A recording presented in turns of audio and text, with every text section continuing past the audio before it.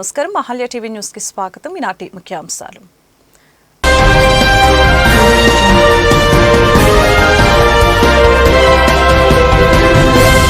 కరువుతో వచ్చే దుర్భిక్ష పరిస్థితులు పారద్రోలాలంటే నదుల అనుసంధానమే మార్గమన్న మంత్రి నిమ్మల. గత వైసీపీ ప్రభుత్వ సాగునీటి ప్రాజెక్టులపై తీవ్ర నిర్లక్ష్యం వహించిందని ఆరోపణ.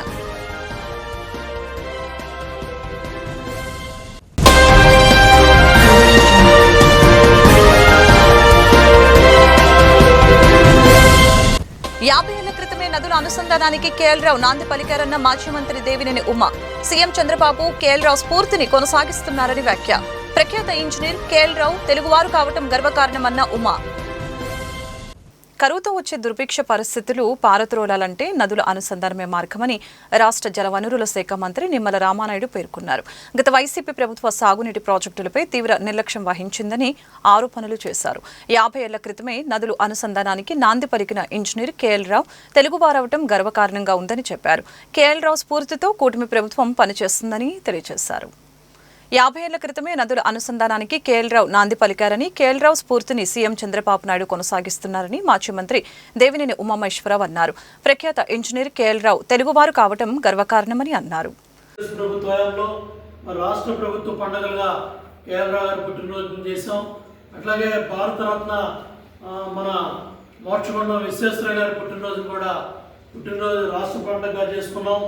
అట్లాగే మన ఎవరైతే వాళ్ళ తెలుగుగం కావచ్చు, అంద్రినేవ కావచ్చు, గాలేరి నగర్ కావచ్చు, ఇవన్నీ కూడా మరి రామారావు గారికి సలహాదారుగా ఉండి, శ్రీరామకృష్ణయ్య గారు ఆయన ఎన్టీ రామారావు గారికి సలహాదారుగా ఉన్నారు.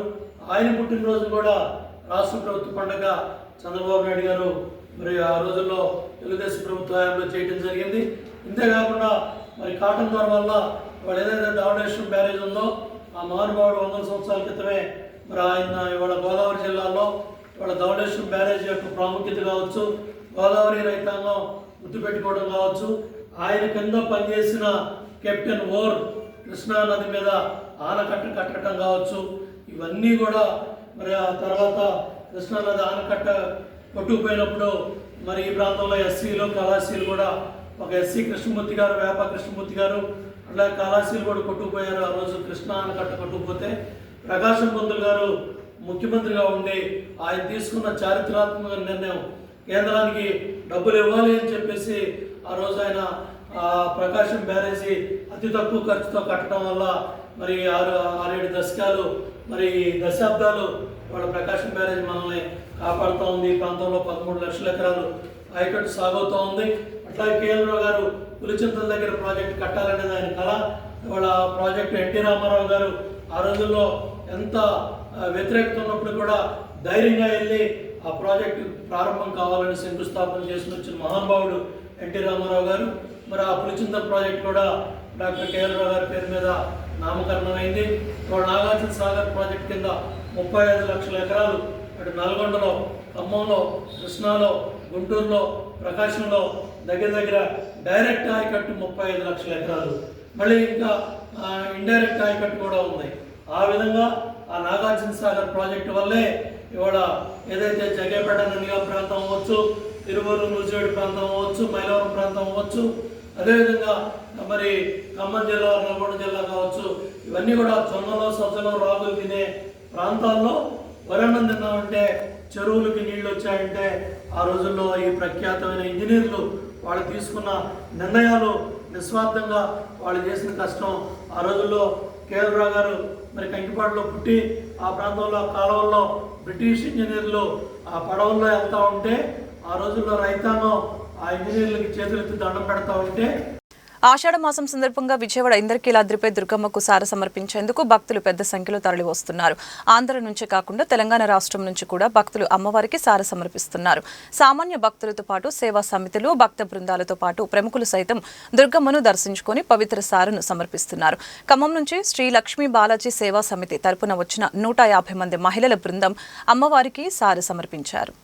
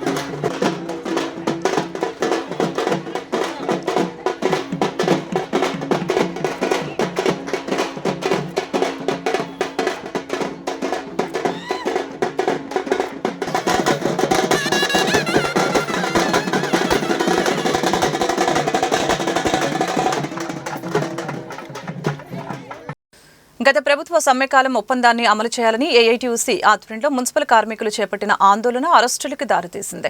చలో సచివాలయం పేరిట విజయవాడ ధర్నా చౌక్ నుంచి బయలుదేరిన కార్మికులను పోలీసులు అడ్డుకొని అరెస్టు చేశారు. ప్రభుత్వానికి పోలీసులకు వ్యతిరేకంగా నినాదాలు చేస్తూ సమస్యలపై ప్రభుత్వం వెంటనే స్పందించకపోతే ఆందోళన మరింత ఉధృతం చేస్తామని మున్సిపల్ కార్మికులు హెచ్చరించారు. ఆంధ్రప్రదేశ్ మున్సిపల్ వర్కర్స్ యూనియన్ రాష్ట్ర సమితి ఈరోజు చలో అసెంబ్లీ కార్యక్రమాన్ని పిలిపివ్వడం జరిగింది. ప్రధానంగా గత నెల రోజులుగా శాంతియుతంగా అనేకమైనటువంటి పద్ధతుల్లో ఆందోళన చేస్తూ ఉంటే న్యాయమైనటువంటి కోరికలే తప్పకుండా పరిష్కారం చేయాల్సినటువంటి మంత్రివర్గ ఉపసంఘం ఆ విధంగా నిర్ణయం చేసింది. ముఖ్యమంత్రి ఆ విధంగా ఆదేశించాడు.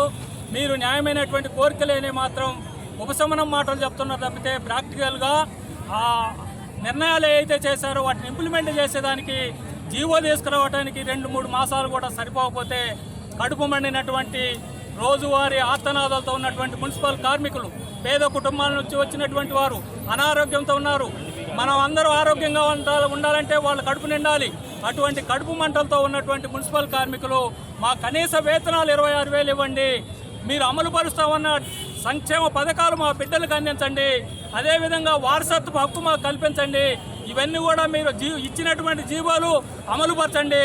మున్సిపల్ ఇంజనీరింగ్ కార్మికులు దశాబ్దాలుగా ఎన్నో కష్ట నష్టాలు కోర్చి అందరికీ సుఖమైనటువంటి నీటిని, విద్యుత్తుని అందిస్తుంటే వాళ్ళ డిమాండ్లు కూడా పరిష్కారం చేయకుండా, పారిశుద్ధ్య కార్మికుల డిమాండ్లు పరిష్కారం చేయకుండా పొద్దుస్తమానం ఏదో గాల్లో దీపం పెట్టి అమరావతి లేకపోతే బంకచర్ల అవి కడుపు మండే మాటలు మాట్లాడుతుండే తప్ప కడుపు నిండే మాటలు ఇప్పటి వరకు చెప్పలేదు. అందుకనే కడుపు మండినటువంటి ఈ మున్సిపల్ కార్మికులు ఈరోజు ఈ ముఖ్యమంత్రి దగ్గరనో లేకపోతే మున్సిపల్ శాఖ మంత్రి దగ్గరనో తాడో పేడో తేల్చుకోవాలని చెప్పేసి ఈరోజు రావడం జరిగింది. ఇప్పటికీ పరిష్కారం కాకపోతే భవిష్యత్తులో ఉద్యమాన్ని ఉధృతం చేస్తామని ఈ సందర్భంగా హెచ్చరిక చేస్తా ఉన్నాం. రావులపల్లి రవీంద్రనాథ్, ఏఐటీయూసీ రాష్ట్ర అధ్యక్షుడు. 13 నెలల కాలంలో కూటమి ప్రభుత్వం ప్రచార ఆర్భాటం తప్ప సంక్షేమ పథకాల అమలులో ప్రజల్ని మోసం చేస్తుందని పశ్చిమ సిపిఎం కార్యదర్శి బోయ సత్యబాబు ఎద్దేవా చేశారు. కూటమి ప్రభుత్వం వచ్చి సంవత్సరం అయిన సందర్భంగా నూతన వితంతువులకి పెన్షన్ ఇస్తామని ప్రకటించి ఇవ్వకపోవడం దుర్మార్గమని మండిపడ్డారు. అధికారుల్ని అడిగినా సరైన సమాధానం చెప్పడం లేదని ఆరోపించారు. అవుట్ సోర్సింగ్ కార్మికులకు సంబంధించి పెన్షన్లని గత ప్రభుత్వం రద్దు చేసింది. మా ప్రభుత్వం వస్తే ఈ సంక్షేమాన్ని కొనసాగిస్తామని చెప్పారు. ఈ ప్రభుత్వం కూడా ఇప్పటికి కూడా ఆ పథకాలని అమలు చేయకపోగా, రద్దు చేసిన పథకాలను పునరుద్ధరించకపోగా, గత ప్రభుత్వంలో అమ్మఒడి పథకం అమలు జరిగినటువంటి మున్సిపల్ కార్మికులకి ఈ ప్రభుత్వం తల్లికి వందనం కూడా నిలుపుదల చేసి తీవ్రమైనటువంటి మోసం చేసింది. ఇదేనా మీ సంక్షేమం అని మేము అడుగుతున్నాం. ఇది సంక్షేమం కాదు, సంక్షేమం పేరుతో మోసం చేస్తుంది ప్రభుత్వం అనేది తేటతెల్లం అవుతుంది. అలాగే రేషన్ కార్డుల విషయం చూస్తే గత సంవత్సరం నుంచి ఇప్పటి వరకు ఒక్క రేషన్ కార్డు ఇవ్వాల. మే నెలలో ప్రారంభించిన ప్రక్రియ 21 రోజులు కొత్త కార్డులు ఇస్తాం, స్మార్ట్ కార్డులు ఇస్తామని బీరాలు పలికినటువంటి ప్రభుత్వం, మంత్రులు ఇప్పుడు దాకా ఎందుకు రేషన్ కార్డులు ఇవ్వట్లా? అంటే పేదలకి చెందాల్సిన కనీసమైన పెన్షన్ లేదు, బియ్యం కార్డు లేదు. ఇదే నా సంక్షేమ రాజ్యం అంటే? మోసాల రాజ్యమా, సంక్షేమ రాజ్యమా? మూడో విషయం, గ్యాస్ నగదు బదిలీ పథకం, దీపం. ఈ పథకంలో అనేక మంది లబ్ధిదారులకి ఈ డబ్బులు జమ కావడంలా, కాంట్రాక్ట్ అవుట్ సోర్సింగ్ కార్మికులు జమ కావడంలా, అనేక మంది పేదలకి జమ కావడంలా, మొదటి విడత కొంతమందికి వేశారు, రెండో విడత పడట్లేదు. ఈ పథకాలు కోతలతో తప్ప వాస్తవంగా ఆచరణలో అమలు కావడం లేదనేది ఈ గ్యాస్ నగదు బదిలీ కూడా డూప్లికేట్ పథకంగా మారబోతుంది. అలాగే చనిపోయిన కుటుంబాలకి బీమా పథకాలు అమలు చేయకుండా చనిపోయిన కుటుంబాలకి మేము అండగా ఉంటాం, భరోసా ఇస్తాం అని మాటలు చెప్తేలాగా ఈ సంవత్సర కాలంలో గత ప్రభుత్వ హయాంలో కూడా చనిపోయిన కుటుంబాలకి బీమా పథకాలు అమలు చేయడం లేదు. మేము వస్తే కుటుంబంలో అందరికీ బీమాలు ఇస్తాం అని మీరు ధీమాగుండని చెప్పినటువంటి ప్రభుత్వం ఈ సంవత్సర కాలంలో ఒక్కరికైనా బీమా పథకం అమలు చేశారా? అమలు చేయలే. అంటే మాటలు తప్ప చేతల్లో అంతా మోసమే ఈ సంక్షేమ పథకాల వ్యవహారంగా మారింది. అందుకోసం ఈరోజు మున్సిపల్ కార్మికులు వాళ్ళ సంక్షేమ పథకాల అమలు కోసం సమ్మె చేస్తున్నారు. వాళ్ళ సమ్మెకి సిపిఎం పార్టీగా మేము పూర్తి మద్దతు ఇస్తున్నాం. ఈ సంక్షేమ పథకాలు అనేది ప్రజలందరికీ అందాలి. ఇది నాయకుల యొక్క ఇష్టాయిష్టాలు బట్టి నచ్చినట్టు అమలు చేయడం కాదు. పేదలందరికీ ప్రతి నెల సంక్షేమ పథకాలు అమలు జరిగేలాగా క్యాలెండర్ని రిలీజ్ చేయాలని మేము డిమాండ్ చేస్తున్నాం. చనిపోకముందే పెన్షన్లు ఇచ్చే కార్యక్రమం జరపాలని డిమాండ్ చేస్తున్నాం. మనుషులు చనిపోతేనే ఆ కుటుంబంలో ఒకరికి పెన్షన్ ఇస్తామనే పద్ధతి కూడా సరైన పద్ధతి కాదు. 60 ఏళ్ళు 70 ఏళ్ళు వచ్చినటువంటి వృద్ధులు ఉన్నటువంటి కుటుంబాల్లో ఇద్దరికి కూడా పెన్షన్లు ఇవ్వాలి.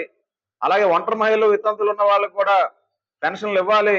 వికలాంగులు వృద్ధులు ఉన్నటువంటి కుటుంబాల్లో కూడా పెన్షన్ ఇవ్వాలని సిపిఎం పార్టీగా మేము డిమాండ్ చేస్తూ వీటి విషయమై ఇప్పటికే మేము పోరాట మార్గం పట్టాం. రాబోయే కాలంలో ఈ పోరాటాన్ని మరింత ఉధృతం చేస్తామని ఈ సందర్భంగా తెలియజేస్తూ వెంటనే ఈ ఇచ్చినటువంటి స్పోర్ట్స్ కేసు పెన్షన్లు వెంటనే ప్రభుత్వం విడుదల చేసి మీ సంక్షేమం పట్ల చిత్తశుద్ధిని నిరూపించుకోవాలని డిమాండ్ చేస్తున్నాం. సమస్యల పరిష్కారం కోరుతూ పెన్షనర్లు ఆందోళన చేపట్టారు. ఈ మేరకు కలెక్టర్ కార్యాలయం వద్ద ధర్నా నిర్వహించి నిరసన వ్యక్తం చేశారు.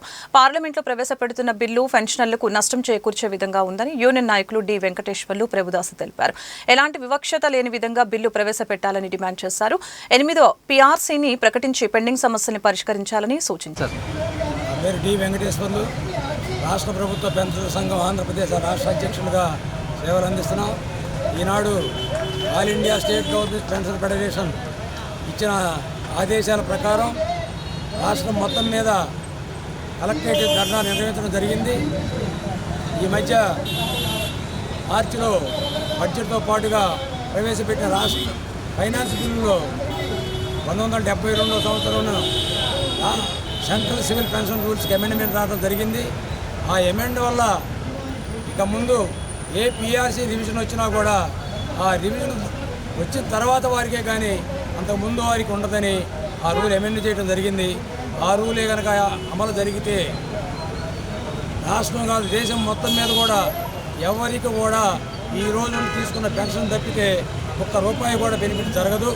కాబట్టి దేశంలో ఉన్న 50 లక్షల మంది సెంట్రల్ గవర్నమెంట్ ఎంప్లాయీస్ కానీ అలాగనే 65 లక్షల మంది సెంట్రల్ గవర్నమెంట్ పెన్షన్స్ కానీ కోట్ల మంది రాష్ట్ర ప్రభుత్వ పెన్షన్ల అందరికీ కూడా ఈ బిల్లు వల్ల నష్టం జరుగుతుంది. కాబట్టి ఈ కలెక్టర్ గారి ద్వారా ప్రధానమంత్రి గారికి మా రాష్ట్ర ప్రభుత్వ పెన్షన్ సంఘం తరఫున రిక్వెస్ట్ ఏమిటంటే ఆ బిల్లును అమలు చేయకుండా చేయాలి.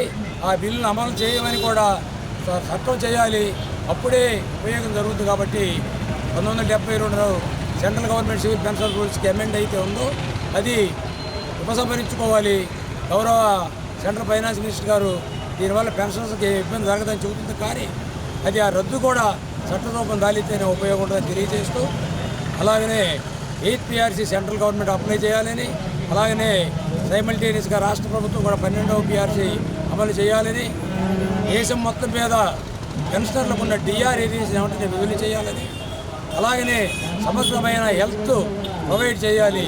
వీళ్ళంతా 65-90 సంవత్సరాల మధ్య ఉన్న వయసు వాళ్ళు కాబట్టి హెల్త్ చేయాలి.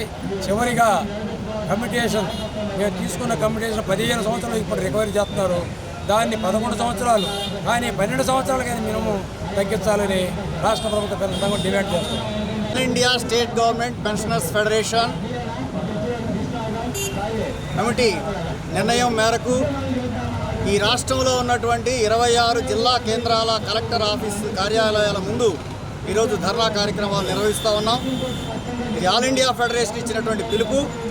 ఆ పిలుపులో స్టేట్ గవర్నమెంట్ పెన్షనర్స్ అసోసియేషన్ అనేటువంటిది ప్రధాన భాగస్వామిగా ఉంది. ఆ భాగస్వామిగా ఉన్న కనుక ఆ పక్షంలో ఈరోజు నిర్ణయించాం. దీనిలో ప్రధానంగా మరి పెన్షన్కి సంబంధించినటువంటి సెంట్రల్ గవర్నమెంట్ ప్రవేశపెట్టినటువంటి మార్చి 25వ తారీఖు 2025న ఒక బిల్లు ప్రవేశపెట్టారు. అది ఫైనాన్స్ బిల్లుతో కలిపి ఇంక్లూడ్ చేశారు ఈ పెన్షన్. బట్ అది చాలా కీలకమైంది. అటు ఇంక్లూడ్ చేసినటువంటి కీలకమైనటువంటి ఆ బిల్లులో చాలా ప్రమాదకరమైనటువంటి అంశాలు ఉన్నాయి. పెన్షనర్స్కి నష్టం కలిగించేటువంటి అంశాలు ఉన్నాయి. కొత్తగా పెరుగుదల లేకుండా పెన్షనర్స్లో వివక్ష చూపించేటువంటి అంశాలు ఉన్నాయి. కాబట్టి వాటన్నిటినీ రద్దు చేయాలనేటువంటి ప్రధాన డిమాండ్తో ఈరోజు మేము ఈ కార్యక్రమం దేశవ్యాప్తంగా ఈరోజు జరుగుతూ ఉంది. దేశంలో ఉన్నటువంటి అన్ని జిల్లా ప్రధాన కేంద్రాల్లో ఈ కార్యక్రమం నిర్వహణ జరుగుతూ ఉంది. అలాగే అన్ని రాష్ట్రాల్లో కూడా డిఆర్లు పెండింగ్ ఉన్నాయి. డిఆర్లు చాలా ఒక్కొక్క రాష్ట్రంలో అయితే 4 డిఆర్లు 5 డిఆర్లు రకరకాలుగా ఉన్నాయి. కాబట్టి అన్ని రాష్ట్రాల్లో కూడా పెండింగ్ టీఆర్ని విడుదల చేయాలనేటువంటిది కూడా ప్రధాన డిమాండ్గా ఈ ధర్నాలో యొక్క ప్రధాన ఉద్దేశం. అలాగే ఈ రాష్ట్రంలో ఉన్నటువంటి పెన్షనర్స్ వారి హక్కు, వారి భద్రత, వారు స్వేచ్ఛగా ఈరోజు ఒకరి మీద ఆధారపడకుండా బతుకుతూ ఉన్నారు. దానిలో నుంచి తగ్గించేటువంటి ప్రక్రియ చేయకుండా మరి వారికి ఇంకా భరోసా ఇవ్వాలని చెప్పి ఈ రాష్ట్ర కేంద్ర ప్రభుత్వాలని కోరుతున్నాం. ఈ నెల 23, 24 తేదీల్లో గుంటూరులో భవన నిర్మాణ కార్మికుల రాష్ట్ర మహాసభలు జరుగుతున్నాయి. ఈ కార్యక్రమానికి సంబంధించిన పోస్టర్లను బ్రాడీపేట సిపిఎం కార్యాలయంలో సిఐటియు నేతలు లక్ష్మీనారాయణ, శ్రీనివాసరావు తదితరులు విడుదల చేశారు. 2 రోజుల పాటు ఈ సభలు జరిగాయి. మహాసభల్లో భవన నిర్మాణ కార్మికుల సమస్యలపై సుదీర్ఘంగా చర్చించి పోరాటాలకు రూపకల్పన చేస్తామని తెలియజేశారు. భవన నిర్మాణ కార్మికుల సంక్షేమం కోసం సంక్షేమ బోర్డును పునరుద్ధరించాలని డిమాండ్ చేశారు. కార్మిక సంఘం సిఐటియు అనుబంధ రాష్ట్ర మహాసభలు ఈ నెల 23, 24 తేదీల్లో గుంటూరు నగరంలో జరుగుతూ ఉన్నాయి. ప్రధానంగా గడిచిన 6 సంవత్సరాల కాలంలో భవన నిర్మాణ కార్మికులు అనేక ఇబ్బందులు గురయ్యారు. సంక్షేమ బోర్డున్న, సంక్షేమ బోర్డులో నిధులున్న కార్మికులకు అందక అనేక ఇబ్బందులు గురయ్యారు. చాలామంది చనిపోయారు. బోర్డుకు అప్లై చేసి ఆ నిధులు రాక ఈరోజు అనేక మంది భిక్షాటన చేసే నేపథ్యం చూస్తూ ఉన్నాం. అట్లాంటి సందర్భంలో గుంటూరు నగరంలో భవన నిర్మాణ కార్మిక రాష్ట్ర మహాసభలో నిర్వహించాలని మా యూనియన్ రాష్ట్ర కమిటీ నిర్ణయించడం జరిగింది. ప్రధానంగా గడిచిన 6 సంవత్సరాల్లో భవన నిర్మాణ కార్మికులు ఎదుర్కొంటున్న సమస్యలు, అదేవిధంగా కూటమి ప్రభుత్వం మేము అధికారంలోకి వస్తే భవన నిర్మాణ కార్మికుల్ని గుర్తిస్తామని, సంక్షేమ బోర్డుని కొనసాగిస్తామని, పెండింగ్లో ఉన్న క్లెయిమ్లు వెంటనే విడుదల చేస్తామని రకరకాల హామీలతోటి అధికారంలోకి వచ్చారు. అధికారంలోకి వచ్చి నేటికి 13 నెలలు అవుతా ఉన్న మంచి ప్రభుత్వం అనే పేరుతోటి ఈరోజు వీధుల్లో తిరిగి వాళ్ళు ప్రచారం చేస్తున్నారు తప్పితే భవన నిర్మాణ కార్మికులకు సంబంధించి ఒక్క క్లెయిమ్ కూడా నేటికి విడుదల చేసిన పరిస్థితి లేదు. మరి దీన్ని ఎట్లా మంచి ప్రభుత్వం అనాలనేది భవన నిర్మాణ కార్మికులు క్వశ్చన్ చేస్తూ ఉన్నారు. దాంతోపాటు ఈరోజు భవన నిర్మాణానికి సంబంధించి మెటీరియల్స్ కూడా ఇసుక్ కానీ, ఇనుము కానీ, సిప్స్ కానీ అభినార్మల్గా రేట్లు పెరిగి నిర్మాణదారులకు అందుబాటులో లేకుండా నిర్మాణాలు తగ్గే పరిస్థితి ఉంది. దాంతోపాటుగా రాజధాని నిర్మాణంలో కూడా వలస కార్మిక చట్టం ఉన్న ఆ చట్టాన్ని తొంగలో దొక్కి ఈరోజు ఇతర రాష్ట్రాల నుంచి కార్మికులు తీసుకొచ్చి వాళ్ళ చేత పనులు చేపిస్తూ ఉన్నారు. వాళ్ళకి ఇచ్చేది కేవలం 400, 500 మాత్రమే ఇస్తున్నారు తప్పితే వాళ్ళకి సమాన పనికి సమాన వేతనం ఇవ్వాలనే ఆలోచన కూడా ఈరోజు ఈ కాంట్రాక్టర్లో చూడట్లేదు. ప్రభుత్వం కూడా ఆ విధంగా చర్యలు తీసుకోవట్లేదు. అందుకని రేపు జరగబోయే మహాసభలో ఈ సంక్షేమాల గురించి కానీ, సంక్షేమ చట్టాల గురించి కానీ, వలస కార్మిక చట్టాల గురించి కానీ చర్చించడం జరుగుతూ ఉంది. అందుకని గుంటూరు నగరం, గుంటూరు జిల్లాలో ఉన్నటువంటి వేలాది మంది భవన నిర్మాణ కార్మికులు ఈ మహాసభలో పాల్గొని జయప్రదం చేయాలని మేము డిమాండ్ చేస్తూ ఉన్నాం. జిల్లా కోర్టులోని న్యాయ సేవాధికార సంస్థ కార్యాలయం వద్ద మధ్యవర్తిత్వ కేంద్రం ప్రారంభమైంది. జిల్లా ప్రధాన న్యాయమూర్తి బి సాయి కళ్యాణ్ చక్రవర్తి ముఖ్య అతిథిగా హాజరై మధ్యవర్తిత్వ కేంద్రాన్ని ప్రారంభించారు. 90 రోజుల మధ్యవర్తిత్వ కార్యక్రమంలో భాగంగా ఈ కేంద్రాన్ని ఏర్పాటు చేశామని ఈ సందర్భంగా జిల్లా ప్రధాన న్యాయమూర్తి తెలిపారు. కక్షిదారులు తమ సమస్యల్ని మధ్యవర్తిత్వం ద్వారా పరిష్కరించుకోవచ్చని తెలియజేశారు. ఈ కార్యక్రమంలో న్యాయ సేవాధికార సంస్థ కార్యదర్శి జియావుద్దీన్, ఇతర న్యాయవాదులు పాల్గొన్నారు. అందరికీ నమస్కారం అండి. ఈరోజు సుప్రీంకోర్టు వారి ఆదేశాల ప్రకారం మేము 90 రోజుల మధ్యవర్తిత్వ కార్యక్రమాలని నిర్వహిస్తున్నాము. దీంట్లో భాగంగా ఈరోజు స్టాల్ ఓపెన్ చేయడం అయింది. అదేవిధంగా వివిధ కార్యక్రమాలు చేపట్టుతున్నాము జ్యుడిషియరీ తరపున, డిస్ట్రిక్ట్ జ్యుడిషియరీ తరపున. అదేవిధంగా మధ్యవర్తిత్వం యొక్క ఉపయోగం ఏంటి, దాని యొక్క విశిష్టత ఏంటి అన్నది కూడా, దాని యొక్క లాభాలు ఏంటి అన్నది కూడా మేము తెలియజేయదలుచుకున్నాము.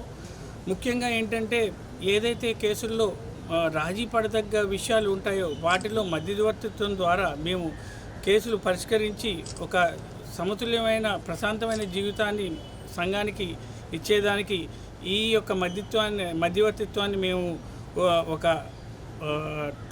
ఒక సాధనగా మేము ఉపయోగిస్తున్నాము. అదేవిధంగా ముఖ్యంగా సుప్రీంకోర్టు వారు ఈ మధ్యన ఆల్టర్నేటివ్ డిస్ప్యూట్ రిజల్యూషన్లో మధ్యవర్తిత్వాన్ని ప్రోత్సహిస్తున్నారు. ఎందుకంటే దీనివల్ల ఇరు పార్టీలకి లాభం జరుగుతుంది. అదేవిధంగా సామరస్యంగా సమస్య పరిష్కరించబడుతుంది. సో ప్రజలందరూ తెలుసుకోవాల్సింది ఏంటంటే మధ్యవర్తిత్వాన్ని అవలంబిస్తే కనుక మనకి ముఖ్యంగా చాలా త్వరితగతిన మనకి సొల్యూషన్, అదే సమస్య పరిష్కరించబడుతుందని తెలియజేసుకున్నా. ప్రజలందరికీ ఒక విజ్ఞప్తి ఏంటంటే ఏదైతే భార్యాభర్తల సమస్యలు, లేకపోతే అన్నదమ్ముల మధ్య ఉన్న సమస్యలు, లేదంటే మోటార్ వెహికల్ విషయంలో జరుగుతున్న సమస్యలు, క్రిమినల్ కేసుల్లో చిన్న చిన్న తగాదాలు ఉన్న కేసులు పరిష్కరించుకోవడానికి మధ్యవర్తిత్వాన్ని ఉపయోగించుకోవాలని కోరుకుంటూ సెలవు తీసుకుంటాను. నమస్కారం. వార్తలు ముగించే ముందు ముఖ్యాంశాలు మరొకసారి.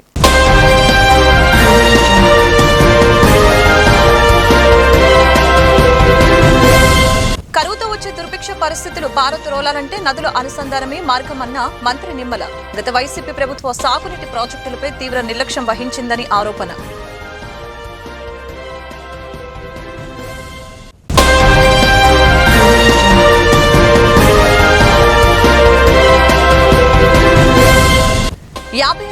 నదుల అనుసంధానానికి కేఎల్ రావు నాంది పలికారన్న మాజీ మంత్రి దేవినేని ఉమ.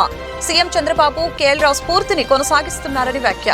ప్రఖ్యాత ఇంజనీర్ కేఎల్ రావు తెలుగువారు కావటం గర్వకారణమన్న ఉమ. ఈ వార్తలు ఇంతటితో సమాప్తం. మరొక బులెటిన్లో మళ్ళీ కలుద్దాం. నమస్కారం.